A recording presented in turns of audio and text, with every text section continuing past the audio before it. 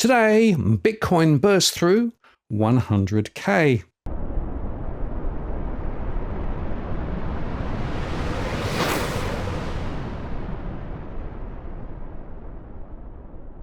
Hello again, it's Martin North from Digital Finance Analytics, our latest post covering finance and property news. Well, Bitcoin rose as much as 6.1% to $103,801 US on Thursday before easing back slightly.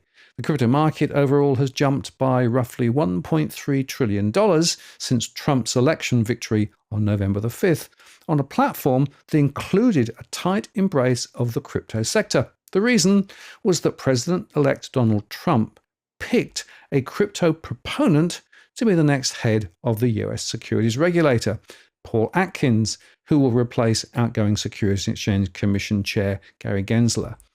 Now, Gensler cracked down on digital assets after a 2022 market rout that exposed fraudulent practices and sparked costly blowups. This is a momentum rally, said Jason Tipman, chief executive crypto brokerage Swifix. Global spot volumes are above mid-pandemic levels, and the nomination of Paul Atkins as SEC chair just added to the carnival atmosphere. Bitcoin on the 22nd of November was less than $300 from achieving $100,000, but fell back while remaining in sight of the landmark level. Crypto's adherents view the six-figure number as a validation of controversial claims that Bitcoin is a modern-day store of value and a hedge for inflation risk. For critics, the digital asset lacks any fundamental value and is too exposed to speculative whims. Hitting 100K is a huge milestone for the token and the crypto industry as a whole, said Caroline Mauron, co-founder of Orbit Markets, a provider of liquidity for crypto derivatives. We expect further momentum from here for the coming days, she added.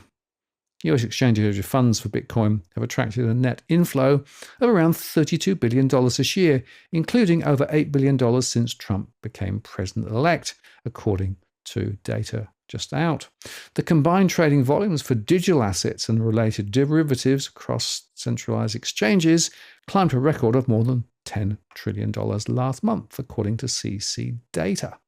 Trump has vowed to undo a Biden administration clampdown on digital assets, install friendly regulators, and turn the US into a global home for crypto. The Republican even backed the idea of a strategic national Bitcoin reserve, although there are doubts over whether the latter objective is really feasible.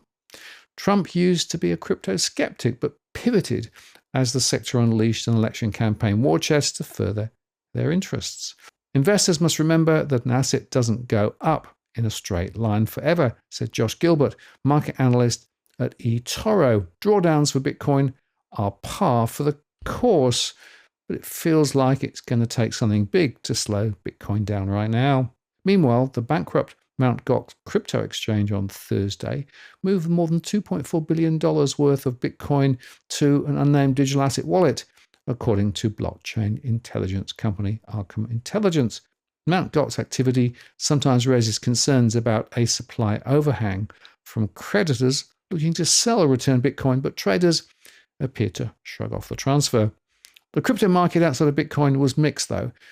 Crowded favorite Dogecoin rallied, Ether was steady, and XRP retreated.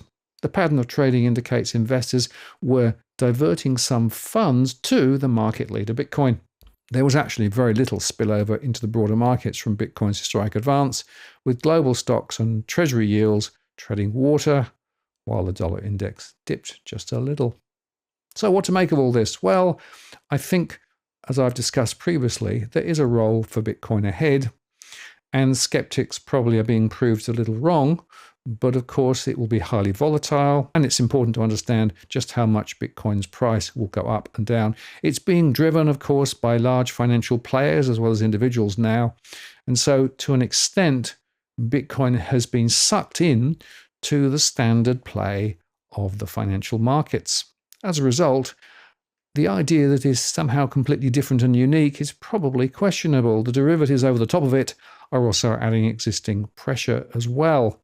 Nevertheless, the trajectory in the short term will be higher. As for the medium to long term, well, it could go in one of two directions. It could go a lot higher, or it could fall significantly. You pay as your money, you take your choice. Certainly, I wouldn't be betting the house on it.